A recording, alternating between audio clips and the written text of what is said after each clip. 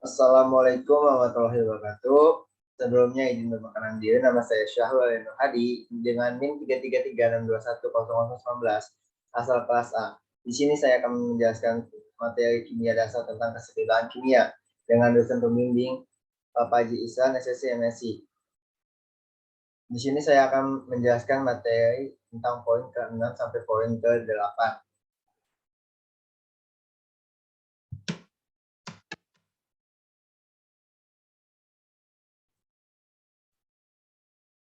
Adapun faktor-faktor yang mempengaruhi keseimbangan.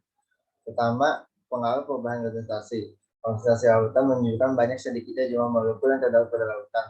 Semakin besar nilai konsentrasi lautan, maka jumlah molekulnya juga semakin banyak, sehingga jarak antar partikelnya juga lambat. Sebaliknya, semakin kecil nilai konsentrasi lautan, maka jumlah molekulnya juga semakin sedikit, sehingga jarak antar partikelnya semakin lenggang. Konsentrasi memberikan pengaruh terhadap laju reaksi kimia. Besar nilai konsentrasi yang semakin besar membuat laju reaksi semakin cepat. Perubahan konsentrasi juga berpengaruh pada arah pergeseran keseimbangan. Disimpulkan, jika konsentrasi reaksi dinaikkan atau konsentrasi produk diturunkan, maka keseimbangan akan bergeser ke kanan ke arah produk. Dan sebaliknya, jika konsentrasi reaksi diturunkan atau konsentrasi produk dinaikkan, maka keseimbangan akan bergeser ke kiri ke arah reaksi. Faktor selanjutnya yaitu ada perubahan temperatur atau suhu. Pengaruh perubahan suhu sebagai faktor mempengaruhi keseimbangan berkaitan dengan reaksi ekstern dan endotherm. Berdasarkan asas Laacheter, posisi keseimbangan akan bergerak ke arah yang berlawanan jika ada faktor yang mempengaruhi sistem. Apabila suhu keseimbangan tersebut dinaikkan, maka sistem akan menurunkan suhu dengan cara menyerap kalori yang diberikan. Apabila suhu dalam keseimbangan tersebut diturunkan, maka sistem akan menaikkan suhu dengan cara melepaskan kalori yang diberikan. Contohnya reaksi ekstern A plus 2B menghasilkan C plus D dengan delta min 1250 kJ per mol. Sebaliknya reaksi dengan hal berkebalikan yaitu pada reaksi 1 mol Celsius dengan 1 mol D menyerap panas sebesar 1250 kJ reaksi endotherm. Sedangkan reaksi endotherm C plus D menghasilkan A plus 2B delta H plus 1250 kJ per mol. Saat suhu mempengaruhi sistem pada reaksi keseimbangan tersebut, maka suhu naik. Keseimbangan bergeser ke arah reaksi endotherm yaitu pembentukan A dan B. Ketika suhu turun, keseimbangan bergeser ke arah reaksi exotherm yaitu pembentukan C dan D. Faktor selanjutnya ada volume atau tekanan sebagai faktor yang mempengaruhi keseimbangan kimia, yaitu perubahan tekanan hanya berlaku pada keseimbangan yang melibatkan gas. Perubahan tekanan tidak berlaku pada zat padat dan cair. Kondisi ini dikarenakan membentukkan meningkatan tekanan pada zat cair atau padat agar lebih mampat tidak banyak memberikan pengaruh. Pada suhu tetap, volume gas berbanding terbalik dengan tekanannya. Jika volume diperbesar, maka tekanan gas menjadi kecil.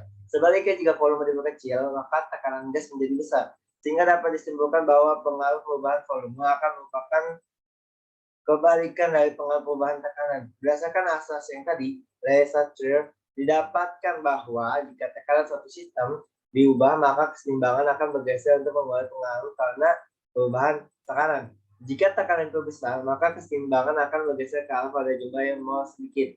Sedangkan jika tekanan itu kecil, maka keseimbangan akan bergeser ke arah dengan jumlah mol yang lebih besar. Dapat disimpulkan, tekanan diperbesar, volume diperkecil, keseimbangan bergeser ke arah jumlah koefisien yang reaksinya kecil.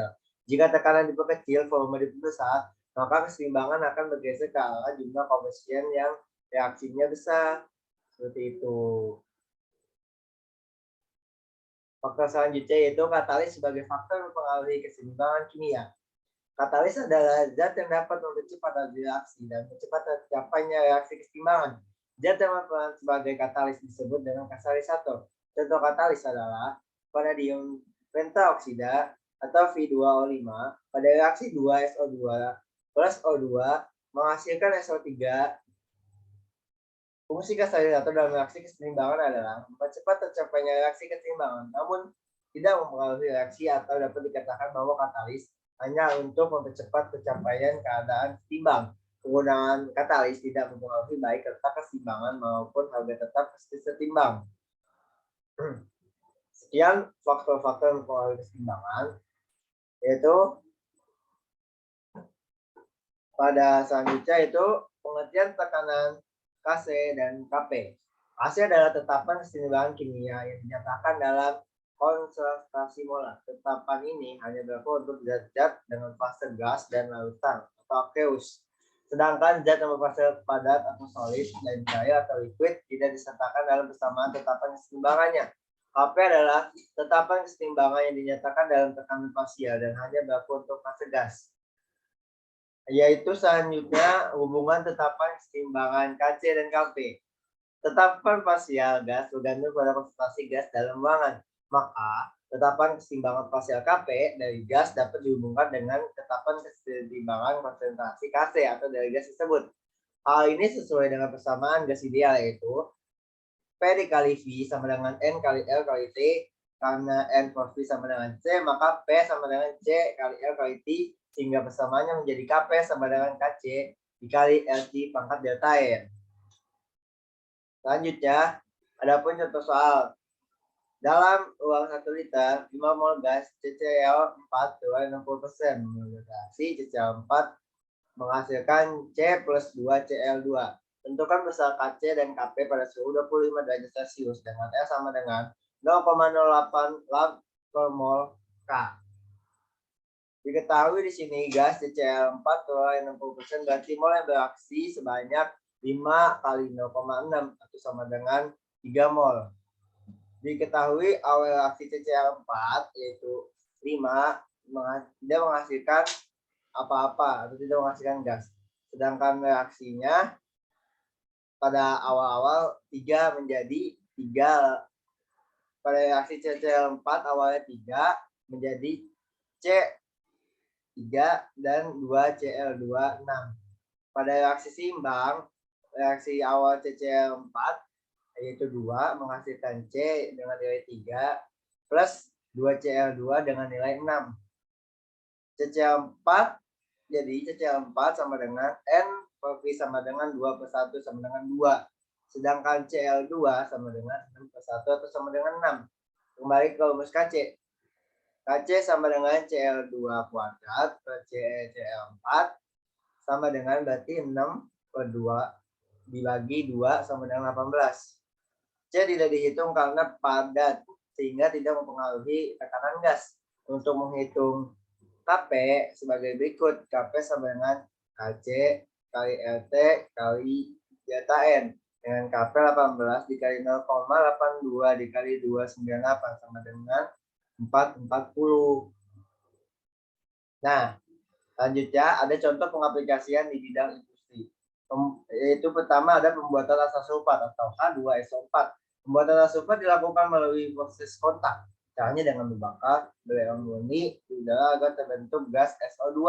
Reaksinya itu adalah S atau yang disebut dengan belerangnya plus O2 atau oksigen menghasilkan SO2. Adapun kegunaan asam sulfat sebagai berikut. Pertama sebagai bahan dasar pada industri cat, plastik, aki, tekstil, dan bahan produk. Yang kedua digunakan pada proses pemurnian minyak tanah. Yang ketiga sebagai bahan dasar untuk amonium sulfat dan asam fosfat untuk menghilangkan karat besi pada baja sebelum dilapisi sangat prima. Selanjutnya untuk membuat zat warna. Adapun pengaplikasian di bidang industri yang lainnya itu ada pembuatan gas klor atau Cl2.